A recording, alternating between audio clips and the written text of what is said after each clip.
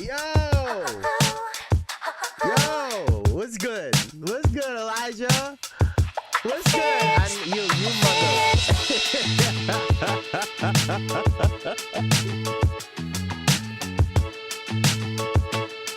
Bro, hit me with a D's nuts. Like, come on, bro.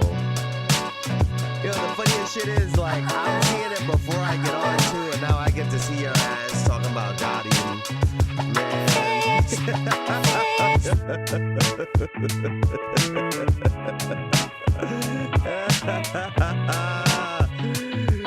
Oh shit, man. How y'all doing, man? How's y'all weekend? Y'all had a good weekend? How's y'all weekend, man? How's everybody doing out there, man? I hope everybody's doing great, man. I hope everybody is doing great. I'm gonna start in just a second, baby.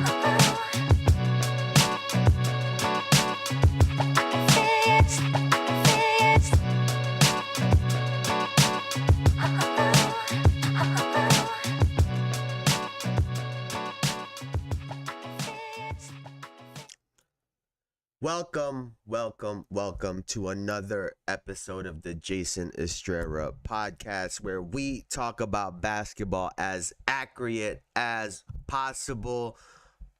The first week of the semifinals of the conference in the NBA play. I don't know what the fuck I just said, but the first week has just ended, man. The conference finals, the semifinals, right? The first week is over. We're just about 4 games deep by the end of today in every game.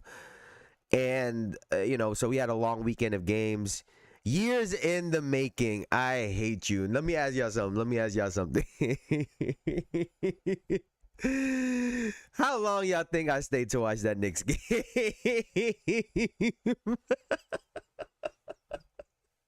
How long y'all think I kept it on till I'm like, man, I'm gonna break something if I leave this on? How fast y'all think? How fast?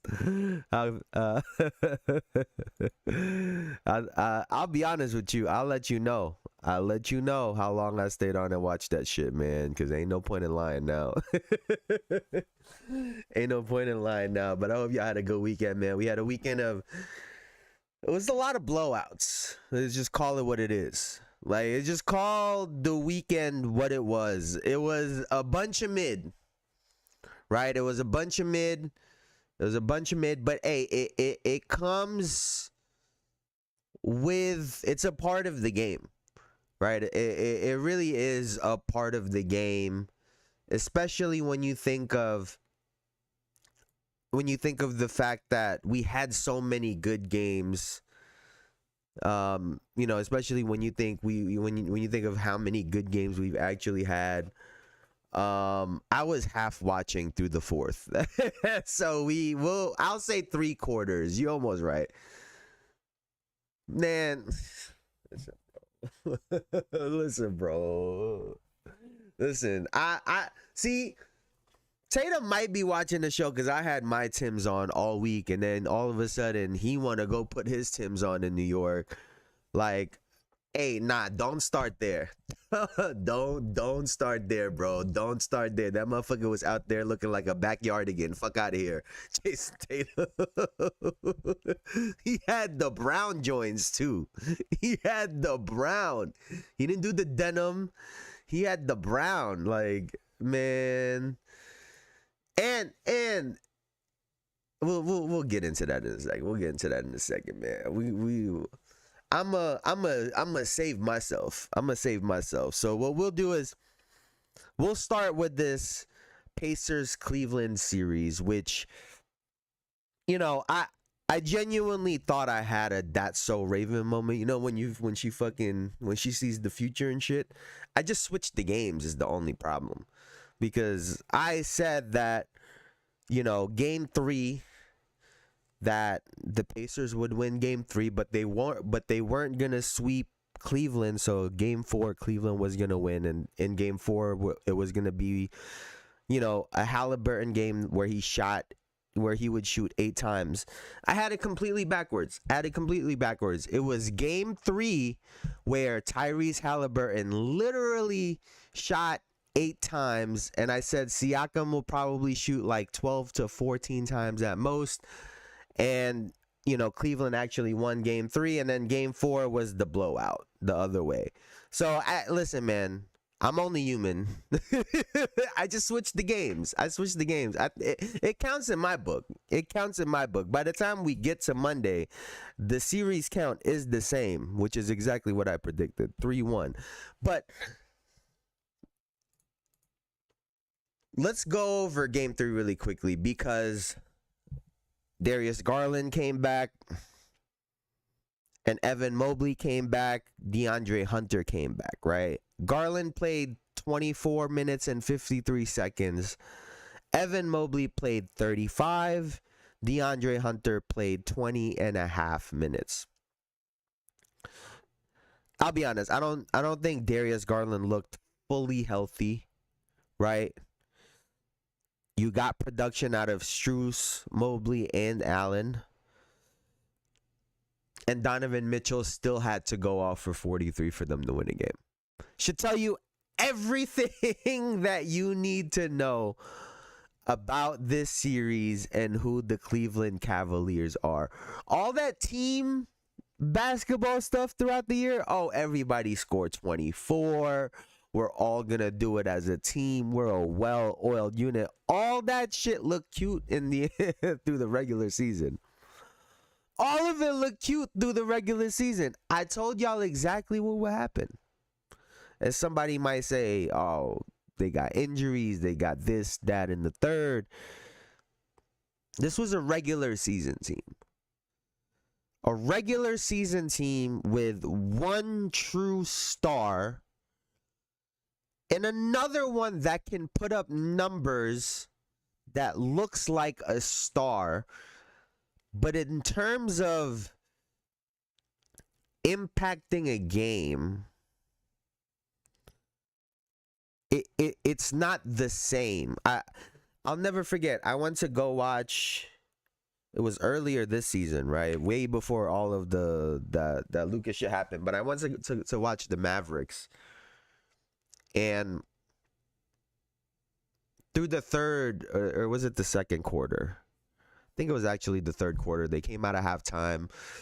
It was one of those games where Utah couldn't get within like 6 points. It would go anywhere from like 12 to 15 at most, and then they would make a run, get it to like 7, 8, and then back up. Through the third quarter, Luka's on the bench. And there was probably three or four possessions back and forth where neither team scored. It was miss shot, turnover, miss, turnover. And that was after Utah had made a run and they had cut it to, I think they had cut it to like 4. I think they had cut it to 4 or 5, right? So it feels close. The game feels really close. So after the hectic 4 plays, each team missing turnovers, right? Kyrie comes down 2 straight possessions and hits 2 threes in a row. All of a sudden, a 5-point game is an 11-point game and Utah calls a timeout.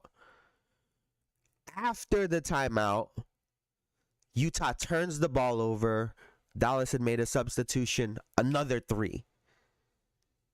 All of that work that they did to get the game to within 5, all of a sudden was a 14-point lead again in less than 2 minutes.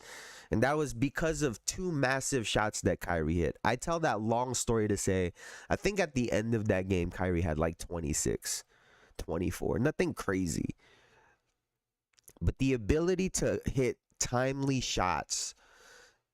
I was watching Jeff Teague's podcast. He said, Darius Garland has a lot of empty buckets. If you know what that means, if you know what that means, But he does in garbage time, in minutes, and in stretches where the rhythm of the game doesn't really matter. In stretches where Cleveland is kind of front running and already hitting shots, he'll hit a 3 to make it a 9 or a 12-point game. Like, those are where a lot of his points come from, or when they're down big.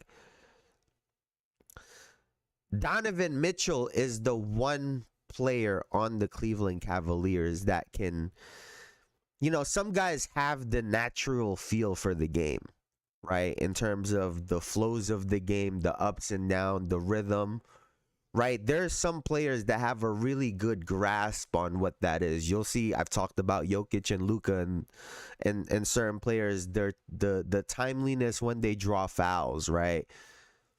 Donovan Mitchell is the only one on Cleveland that's like that. So whenever Indiana's on a run and he's, they're able to contain him, they don't have anyone else to look at. And so you look at game 4, it was 80-39. It was a 41-point lead and the Cleveland Cavaliers didn't even have 40.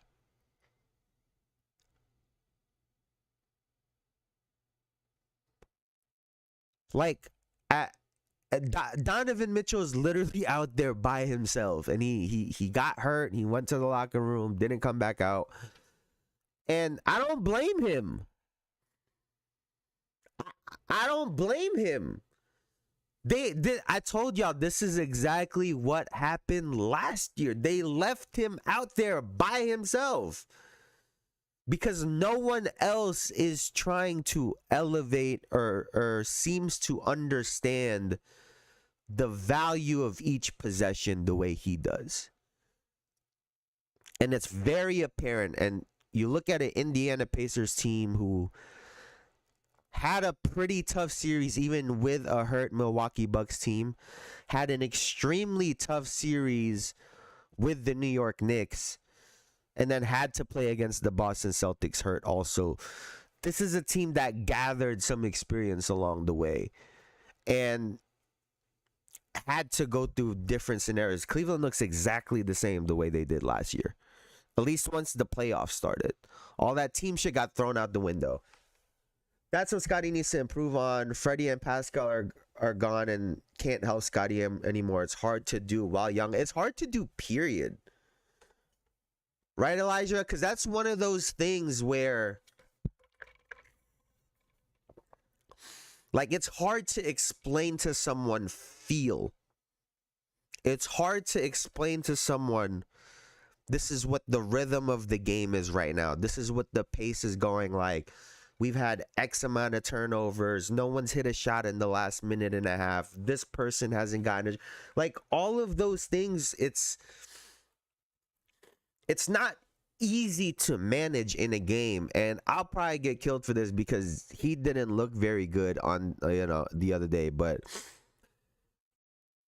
Draymond to me is a non-star player that does this very well also, where I forget what I think it was like a 30, not it was a 30, it was one of those inside the NBA, right, when they had the hour long segments with everyone on the panel that they used to release on NBA TV, and the way that they spoke about Gary Payton managing and controlling games without the basketball. He's talking to the fans. He talking to the referee. He talking to the other coach. He talking to all the players. There is something to that helps teams win games. And Draymond is someone that does that extremely well. Someone that understands what's going on in the middle of a game, and I just don't think Cleveland has that at the moment. Only one of their guys do. I don't want to talk about it. I'm on suicide watch. No, Derpy. I tried to tell you. If you would have listened, you would have been well prepared for this from the beginning. You would have been well equipped. I tried to brace you with the information. I tried to brace you with the information, and now we're not gonna talk about my Knicks yet. But I tried, dog. I tried. What's it called? Jeff Teague was getting killed earlier this year for saying that his Atlanta Hawks team, when they were number 1 in the East, with LeBron in Cleveland, he was comparing this Cleveland Cavaliers team to his Atlanta Hawks team, and he was getting killed for that. And now he looks right. It is. I think it's best to have someone like Brunson or Lillard that can do it. But I personally feel it's crucial for a Caleb Martin or Dennis Schroeder, Draymond or Josh Hart to do it as well. Whether it's a score, a rebound, a block, etc. But guys who understand timing. It's okay, Derby. I'd rather see Indiana win. What does that even mean? What you mean you rather see Indiana win? And not for nothing, man. Indiana is like, they really are getting lucky with the injuries. Like, not for nothing. The same thing happened last year with my Knicks. Everyone got hurt. And then everyone drops like flies for Cleveland. So I will give Indiana their credit. They've played well, but the teams have been hurt. As long as it's Indiana versus Minnesota. Indiana versus Minnesota is crazy. That might be genuinely, that might be the lowest viewed NBA finals in all of history if it's Indiana versus Minnesota. Minnesota. I don't know about that. I don't know about that. I think either one of the Knicks or the Celtics could take them out. But they have been, I'm not gonna lie though, Indiana has been playing really well. These guys have been playing extremely well, and honestly, the scary thing for them, right? You could line up every team.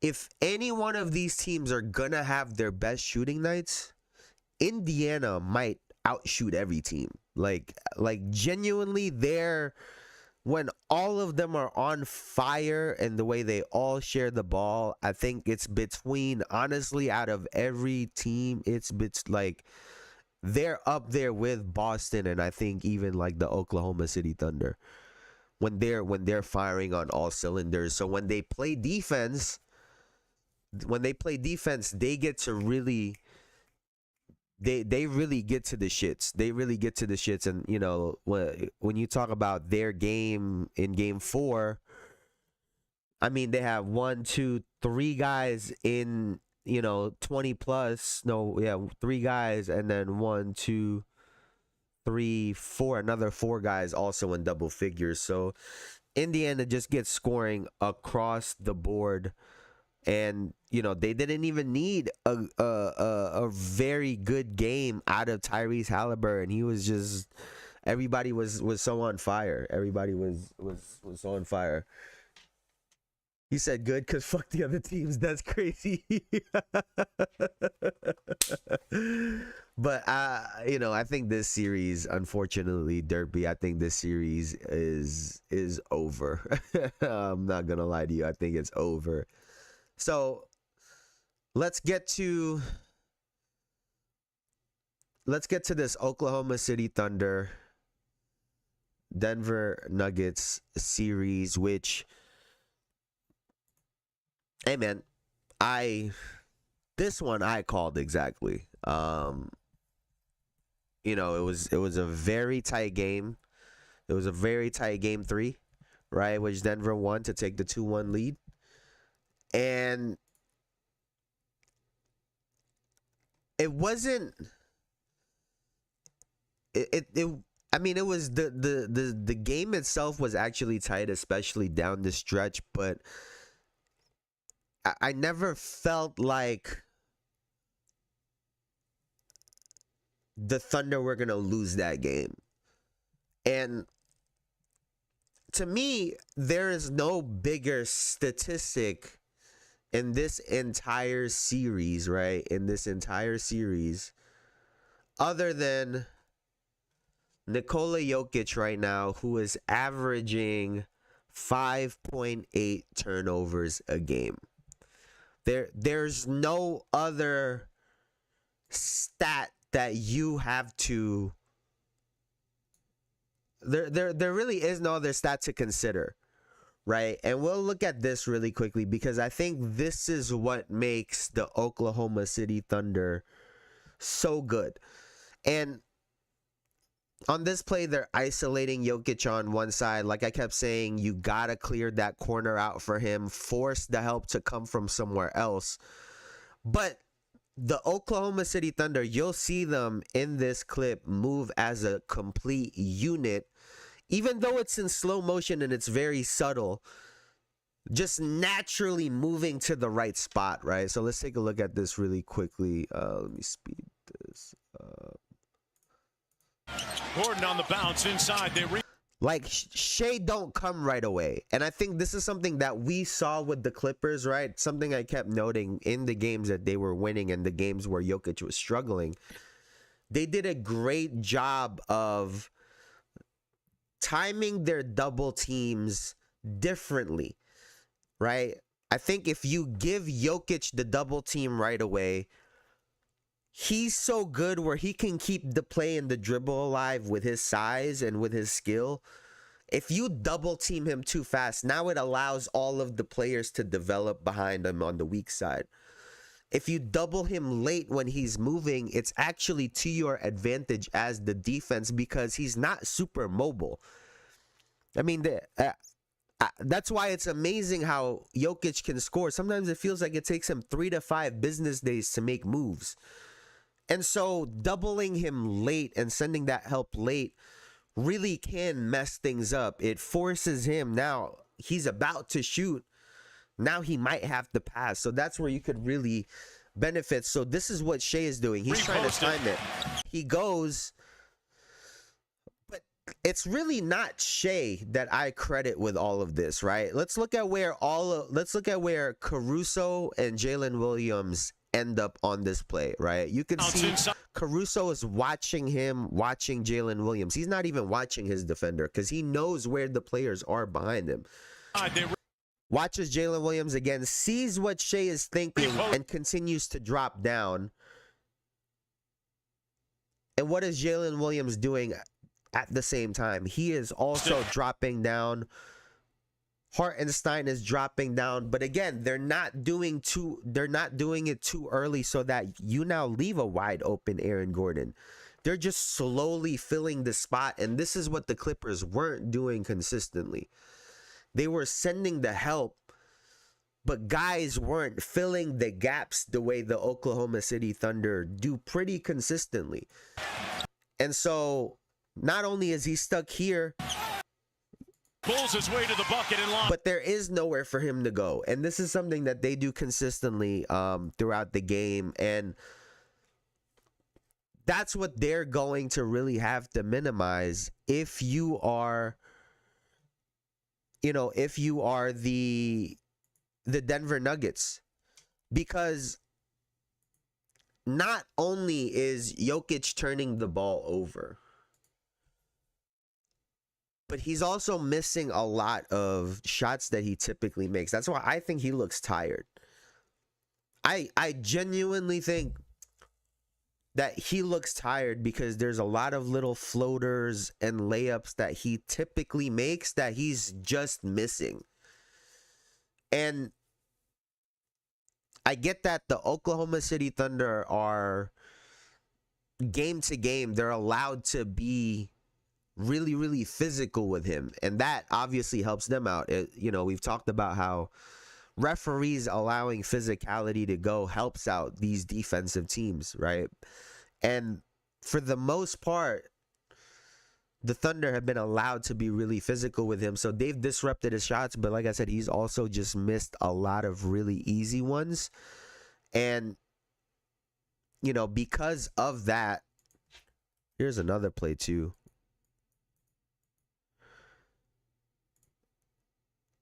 A lot of times we'll see guys either not move or they'll overextend too much. And here, he covers a lot of space over here. Jokic actually thinks he's open, but just Oklahoma City Thunder's ability to fill gaps is as good as anyone in the league. I do think that the Denver Nuggets will adjust.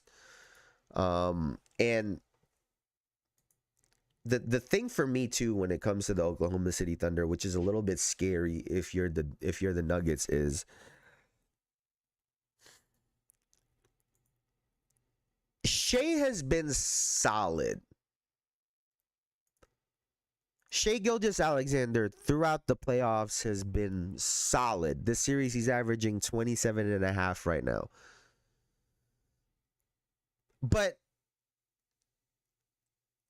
to go from the player that he was all season long, 32.7 a game, down to 27.5. And we get what the playoffs is. But he needs to turn it up. He needs to have a statement if they are going to win a championship. And maybe it comes this week, right? I'm pretty sure the MVP gets announced this week if everything that I read was correct. So he has an opportunity to really stamp it, right? Because a lot of people live in what did you do for me lately? And if he wins it and has a performance that's, oh shit, that's the MVP, I think it could really stamp not just who he is, but what this season has been.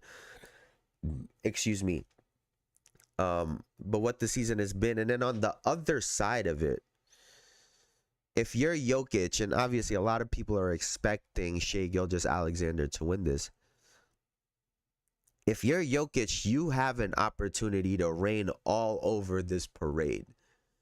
And he has not had an unbelievable series like we talked about, 5.8 turnovers a game, on top of 39.1% shooting from the field and 21.4 from three. So he is having an extremely rough time in this series because of the defense that they've been able to play on him. And he has an opportunity this week, I think, to really go crazy and to really potentially reign on Shai Gilgeous-Alexander's MVP parade, because I do expect him to win it, despite the season that Jokic has been having. But we gotta see, man. We gotta see. The other part too is game to game, like right now, Michael Porter Jr. is as game to game as you could find it.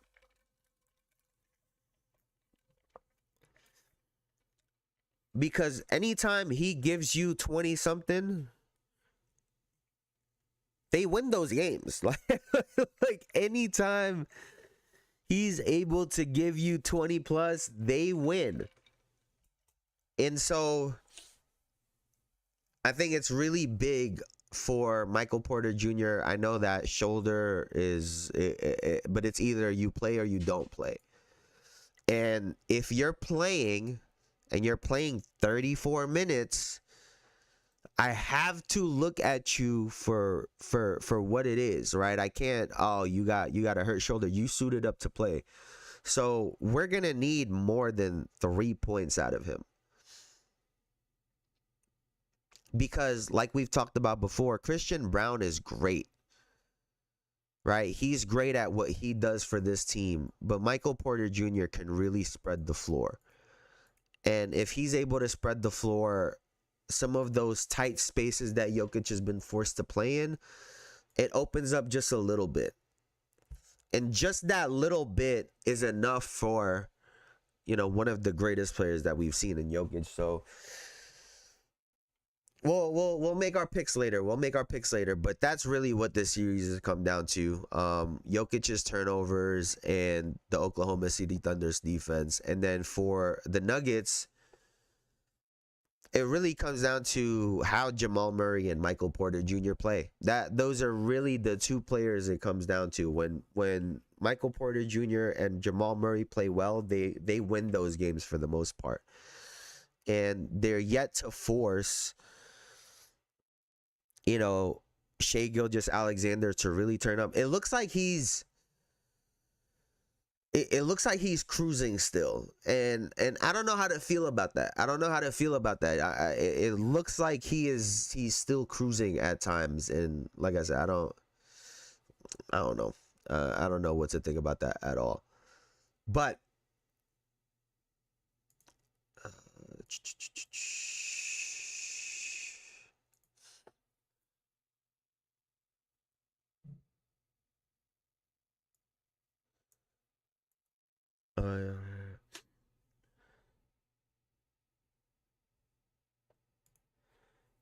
I'm not going to disregard it, but like you said, you suited up. Everyone is hurt in the playoffs. Joel played paralyzed and put up 40. Tatum won a chip with a broke wrist. Everyone is beat up in the playoffs. MPJ has to put his foot down at some point.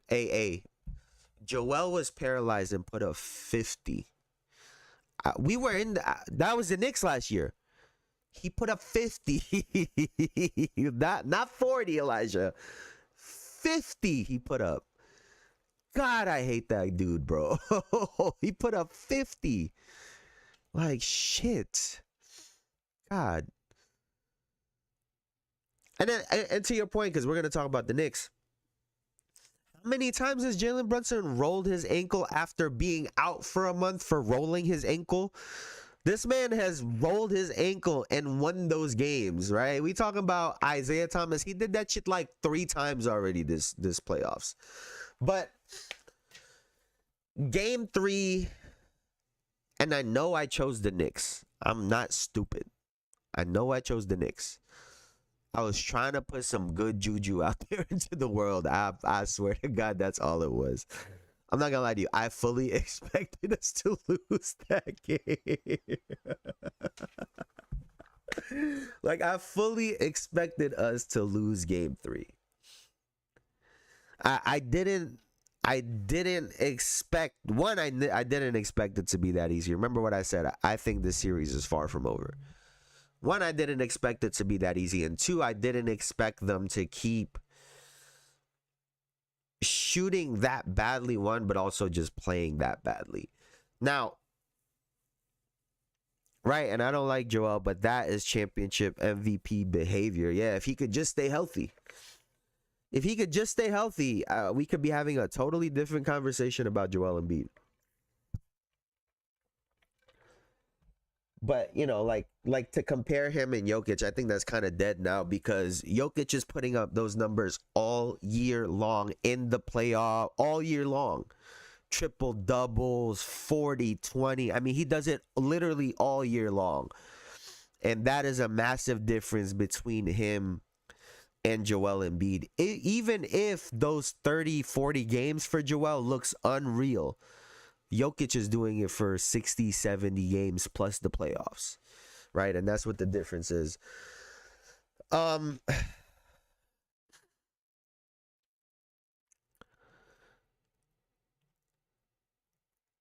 The Boston Celtics just shot the ball very well. I mean, there's nothing. There really isn't anything. There's nothing else to that. The Boston Celtics just shot the lights out. What did I say before, right? When they were averaging 50 something threes, I said they could benefit from shooting about 10 less. So when they're in the 40s range, I think that's where they're able to have a good mix of shots. And I think especially Jaylen Brown, I think he finally woke up and said, oh shit, I could drive the basketball. And we weren't gonna sweep, or I don't even think we gentlemen sweep necessarily the reigning champions, the Boston Celtics. These guys are super talented top to bottom. I think it was big for the Celtics though to win that game essentially with no Porzingis in the second half, right? Excuse me. So he only played he played 9 minutes in both halves, but not much out of Kristaps Porzingis, who could really shift the game, right, with his height, with his shooting, with his all-around game. And if you're the New York Knicks, this is what it really comes down to. I'm gonna just cut to the chase. This is what it really comes down to. And I've said it. OG Anunoby has to play well. OG Anunoby needs to play well. 2 points, 1 of 6 shooting, 0 of 2 from 3, 2 rebounds, no defensive rebounds, 1 assist, no steals, no blocks, 1 turnover. And to me, this is the biggest stat. You guys want to talk about stats? This is the biggest stat. 0 personal fouls. Like, that means that you were there, but you weren't really there. As a defensive player, if you go through an entire game and you don't pick up at least 2 personal fouls as a defensive player, then you were not on the court. I'm so sorry to tell you that. You were providing little to no resistance on defense as a defensive player to get no personal fouls. And so he needs to play a lot better. And when he plays well, we win a lot of those games. And it's not just the scoring. The defense, when he gets his 3, 4, 5 steals, a block, he's able to impact the game in a lot of ways. And I know some people are saying, well, this could be 3-0 Boston. Well, it's not. It's not. And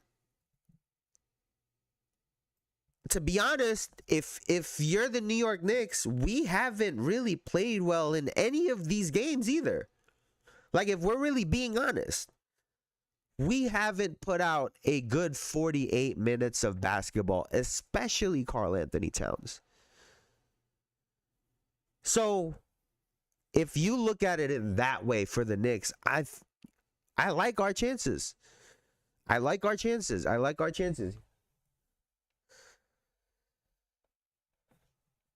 Yeah, that personal foul is crazy. At minimum, 2 would get called on you. That probably shouldn't have been called if you really guarding. Exactly.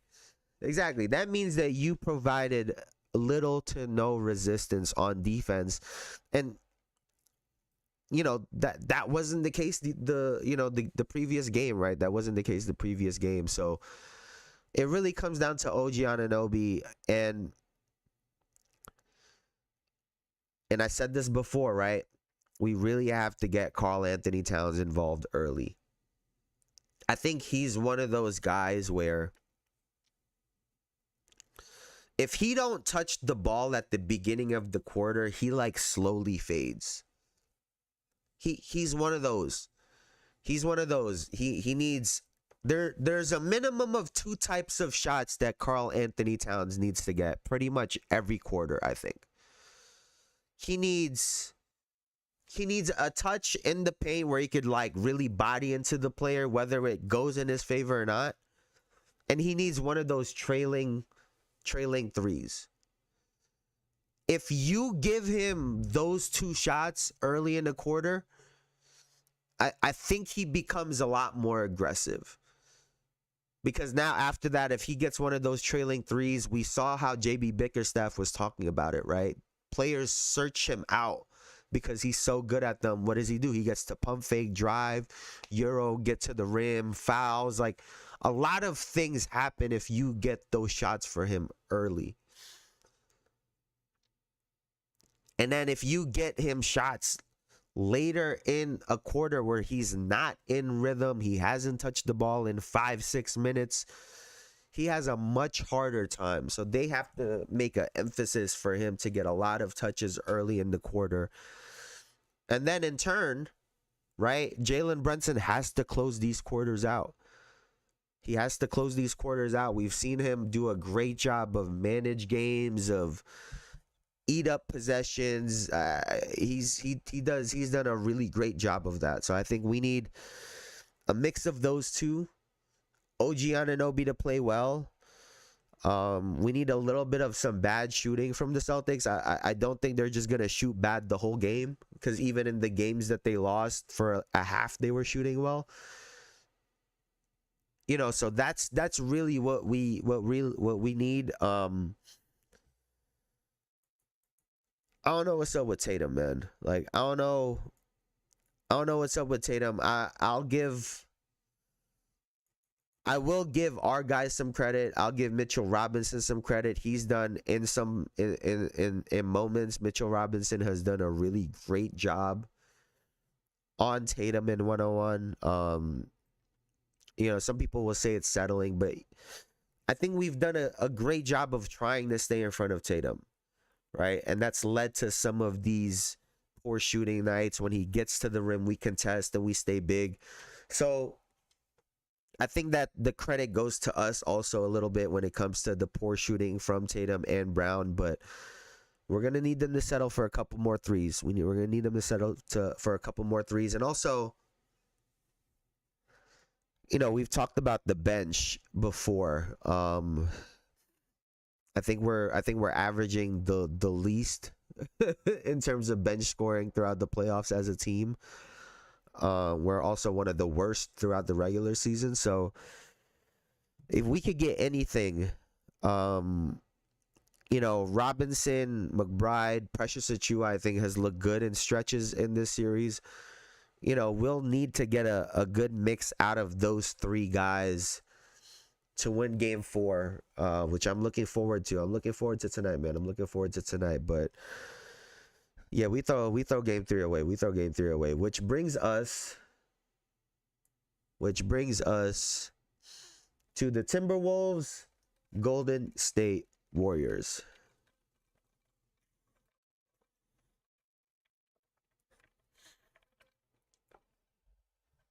Man, this is that 2B series. This is like, this shit needs to be on Freevee. Like, another game. Hey, I called this game to a T. I called this game to a T, bro. To an absolute T. But I called this game to an exact T. I said I said and Edwards and Butler going to have 30-something. It's going to be a duel. It's going to be a tight game. And I said the Timberwolves and Anthony Edwards was going to take it. And that's exactly what happened. That's exactly what happened. I seen summer workout tape of Mitch Robinson. That's never good this time of year. Hey, man, he's been real solid for us. Get off my guy's back. He been real good in stretches. The funny thing about him, right? If you don't actually watch the games, all you're gonna see is the blow by that Tatum had and those two blow bys that he had on him in game 2, I think, right? Was it game 2?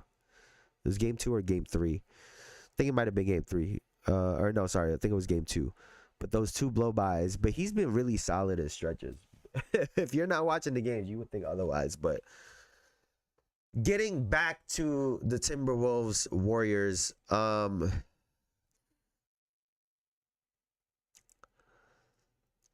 think, I don't know if y'all saw. You really think so, Bogdan? I believe Golden State still has a lot to show. But where? Like Anthony Edwards said it best to Gary Payton Jr., right? You guys are just trying to hold out until Steph Curry gets back. Because without him, we see what Jimmy Butler has to do. He was in the press conference, right? After, what was that? After game 2? After game 2. Right, after game 2, he was at the press conference. He was like, I play basketball the right way. It's not about me scoring 40, da-da-da-da-da. So I firmly believe that going into game 3, Jimmy Butler was trying his best to not score 40 and win this basketball game. I genuinely believe that. He is that petty that he wanted to win the game without scoring 40 to be able to go to the media and say, yeah, look at what I was able to do against what y'all said. But the reality is, without Steph Curry, he needs to go and get, what did I say? What did I say before? That Jimmy Butler and Steph Curry were going to have to score 25 each to win games. It's the same thing I said about the Cleveland Cavaliers. What did Donovan Mitchell have to do? He had to go damn near get 50 by himself. That's what he had to do to make up for what was missing. The guy is deadass not even playing. It's not like Steph out there giving you 10, 15. You have to make up his 25. There is no, like those points aren't just going to come out of thin air. Like they not just going to appear out of nowhere. So unfortunately, Jimmy Butler, you're going to have to go get 50. Sorry. Like, sorry. Like, shit, man. Like, overcomplicating things. Make some noise. We got the LA Clippers in the house, y'all. Like, bro, that's just the reality of their situation, man. Like, there's no other way around it. Like, I'm seeing the same thing with, I don't know if y'all noticed, especially when Garland was out. Ty Jerome was overcompensating. He was doing a little too much. And Ty Jerome is good as fuck at basketball. He could score. He's good. Podziemski, good at basketball. This guy could hoop. He could score.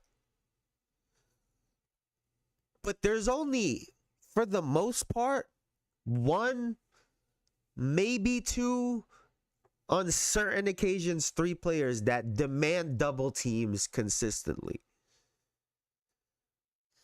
Unfortunately, for some of these other guys who are really good at basketball, you don't demand a double team. we can live with you trying to make something happen out of nothing. As opposed to Jimmy Butler having the ball most of the time, being the primary decision maker, demanding double teams, opening shots up for everybody else. Like I said, all that team basketball stuff is cute through the regular season. All that stuff looks real cute through the regular season. Like when we see, what have we seen with the Minnesota Timberwolves, right? And I think this is probably the biggest adjustment because we've talked about Anthony Edwards a lot. But Julius Randle has damn near become like a point forward out there. Really, really through the playoffs. It's really happened like through the later part of the year. But that Lakers series and now in this series, he's really turned into a playmaker for them because he consistently has mismatches. Every time he drives, he demands two players on the ball. So instead of him forcing up shots, which is something he would do before, he's now just making the easy basketball play, opening up shots for everyone else. And when we get down the stretch, it's pretty much two guys that got the basketball in their hand. Pretty much two guys. Like Julius Randle only got 4 points in that fourth quarter, but he had 5 assists. Anthony Edwards 4 of 6 for 13. I mean, there's just two guys that got the basketball. And for the Golden State Warriors, Jimmy just had a very rough fourth quarter, but they just don't have another guy. I will say Kuminga, kudos to that man. That man, like, when you see someone that genuinely does not care, you see somebody that like check into a game, right? He walk in. Some guys, they want to get up and down the court first, right? They'll get a rebound, go start sweating a little bit. This man, you see this guy get in the game and straight ISO motherfuckers and just go like it's just yeah, it's so funny watching it sometimes, man. Like, hey, he's been hooping for them, man. He's been hooping for them. 30 piece, little 30 piece for Kuminga. So shout out to Kuminga, but they need Steph out there, man. Because as good as Kuminga is, right? As good as Kuminga is, as great as he played, I'm going to leave him in single coverage. And the more backdoor cuts, the more flare screens that you're able to limit for the Golden State Warriors, the better. Right? So, that's really what that comes down to. What is this?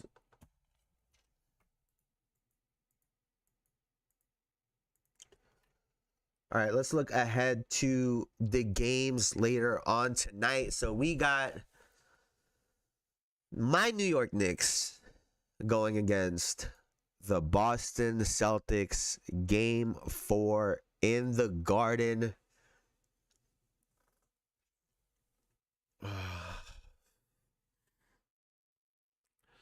So we lost Game 3. Didn't play well.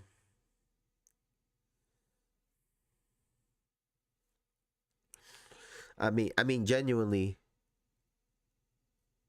if we win tonight, the series is over. I think. Like, I genuinely, I think if the Knicks win tonight, I think the series is completely over. So,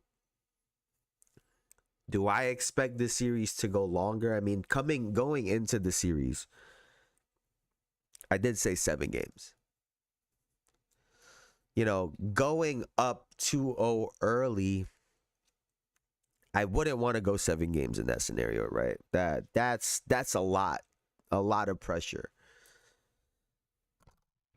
Excuse me. So, I don't know, man. been saying Kuminga should have played, but I need to watch this series, these summer classes. Wow, whooping me. That's what I'm here for, dog. I got you. I got you. I got you with the little synopsis. I got you. I got you. But Kuminga's been really, really good. He's done a great job of, trying to isolate mismatches, and he's just a natural scorer.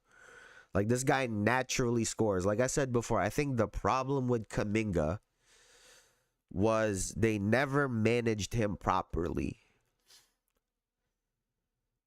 They should have, especially last year, not this season, but the season before, the 23-24 season. They should have let him loose and score and shoot 20 plus times a game to see, okay, this is what you look like, right? Instead of trying to let him grow into his potential. No, let him shoot the clip until it's empty and see what type of player he looks like in that scenario time and again. And if you go through a season of a player and he's not making the right decisions, he's not adjusting over time, then you get to make a real assessment. But right now, if we're to assess Kuminga through, sometimes he's playing 10 minutes, other times he's playing 28, it's really hard to get a read on him as a player. I think he's a natural scorer. I think they were trying to mold him to be more of a playmaker type of guy because of Steph Curry, but I think they needed to figure out a way to allow Kuminga be the weak side one-on-one offensive scorer if the first options don't work out with Steph Curry shots. I thought that's how they should have played. And, Kuminga's their under 10-second guy to go one-on-one in under 10 seconds. But Steve Kerr has other ideas, and he's obviously an NBA coach, and I'm not. So they must know something about him that we don't. But yeah, back to the Knicks Boston series.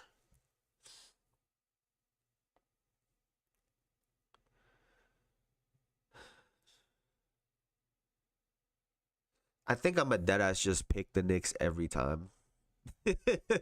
But we can't lose this one at home. We can't lose both games at home. There's just no way we lose both games at home, right? Because what I'm picturing is we win this game, lose in Boston, come back and win in New York. That's how it kind of looks to me. Like that's how I think it works out. I think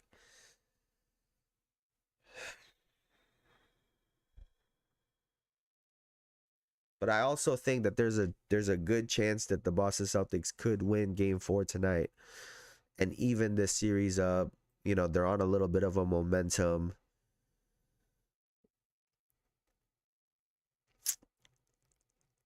I got the New York Knicks winning tonight. I think we take a commanding lead. I think we take the 3-1 lead going into Boston, going back to Boston. They're in New York. I don't think Boston takes both games at home. I think our defense is going to be much better today. I think OG is going to have a very, very good game. I think he's going to have a very good game. So I got my New York Knicks today. Let me see what OG's been averaging this series.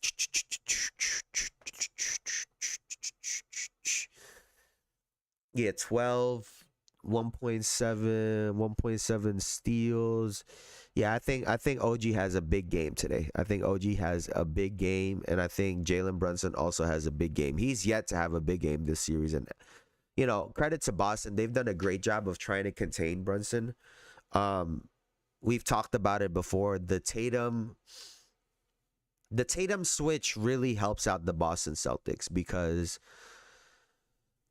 now if you're Jalen Brunson, you can't consistently hunt down that matchup against with Karl Anthony Towns because it's Jason Tatum that's switching. So, we're seeing a lot of Peyton Pritchard is who he's been trying to go up against, Al Horford, Luke Cornett, Porzingis. Those are the guys that Brunson's been trying to hunt in this series, and Boston has done a good job of keeping those guys off of him, right? They're trying to keep a Derek White, Brown, or a Tatum, or a Drew Holiday, obviously, on Brunson. But I think we're gonna need a good game out of Brunson, Cat, and OG today. That's what we need. We need a big game out of those three, and I think we could win this game. So I think it's another tight game. I think this is another tight game, but I got my New York Knicks. I got my New York Knicks tonight. We're looking at the Minnesota Timberwolves against the Golden State Warriors in Game 4.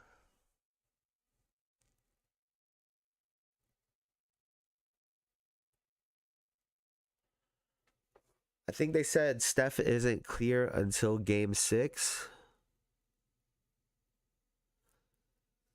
And I genuinely don't think the Warriors have enough firepower. So I got Minnesota tonight.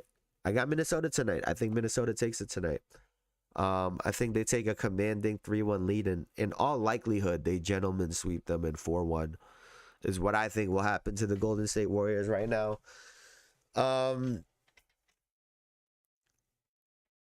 Which leads us to the Pacers against Cleveland in Cleveland. For Game 4 tomorrow night. I wonder if Donovan Mitchell goes fuck you to his team and just don't play. He's like, man, I've been solo dolo out here. Once the actual war started, he was by himself. Everybody was all good first round. Everybody was just fine round 1. Once the actual war started, Donovan Mitchell was just by himself like Will Smith at the end of Fresh Prince. So I wouldn't blame him if he don't play in Game 4 or in Game 5, sorry. But either way, I think Indiana closes this series out. I think they win 4-1. Which leads us to Game 5 between the Denver Nuggets and the Oklahoma City Thunder.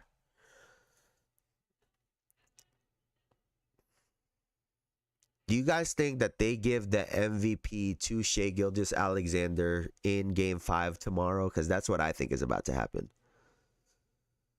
I think they give him the MVP in Oklahoma City Game 5. And then I think Nikola Jokic drops an absolute fucking bomb. He already had a 40-20 game. I think it's a 40-point triple-dub. I think he gets a 40-point triple-double tomorrow night. And the Denver Nuggets steal. Remember I said steal. They steal a game in Oklahoma City. I think it's going to be super tight. I think Shai Gilgeous-Alexander's fellow Canadian Jamal Murray is going to come up big in the fourth quarter to help his MVP teammate, who's a runner-up or MVP runner-up teammate. I think he's going to help him out. I think Jokic has a big game. I think Shai has an okay game. I think he has a solid game. But I think the Denver Nuggets take the 3-2 lead over the Thunder in Oklahoma City during Shai Gilgeous-Alexander's MVP award. So that's what I think is about to happen, but we'll see, man. We'll see. Bye-bye, Cleveland. Bye-bye, Cleveland. So there's 2 series that are essentially over for the most part, right? That's the Cleveland Indiana series and the Golden State Timberwolves series. So first, who do you guys have in the Indiana? Who do you guys have if Indiana faces up against the Celtics? And who do you guys have if Indiana faces up against the Knicks? I think we saw how the Knicks played against the Pacers last year without our team fully healthy. So obviously, I got my New York Knicks in that series. Um, and I think the Boston Celtics can get them too. I will say Indiana's looked really good this playoffs. I think they've looked really, really good, but I think either one of those teams get them out. I think either one of those teams get them out. Now, Minnesota against either the Denver Nuggets or the Oklahoma City Thunder. This would be the third year in a row where the Minnesota Timberwolves are playing the Denver Nuggets or would play the Denver Nuggets. They've split it the last 2 years, right? And if they played this year,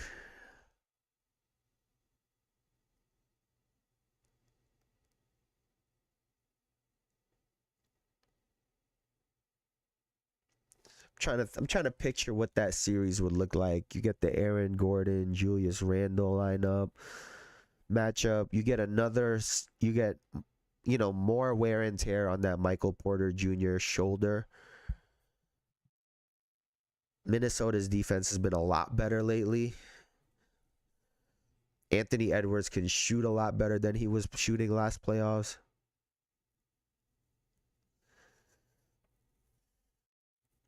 You think they fire their coach and there you are. There you are. I hope we do too. Go Knicks. Hope your team get it done. I hope so too, man. You guys are in a tough one. You guys, speaking of you, I'm this series without Wardell, Stephen Curry. I mean, you guys are it's looking over. It's looking slow for you guys, but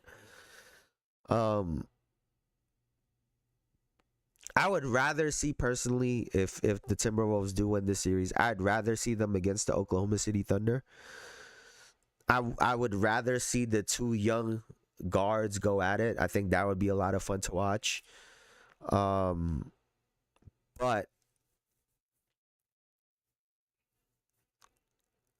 it's funny because I think the Minnesota Timberwolves. It's funny. I think if the Timberwolves played the Nuggets, I think they beat them. But I think if the Timberwolves play against the Thunder, I think they lose to the Thunder, oddly enough. And I have questions if OKC even gets through this series. So, yeah, that's tough. So I think that would be a good series either way. I am concerned about the Warriors. Draymond is nothing without Curry. He talks all that ish to give nothing. Wolves are so flawed. Yeah, but I mean, they're beating who's in front of them.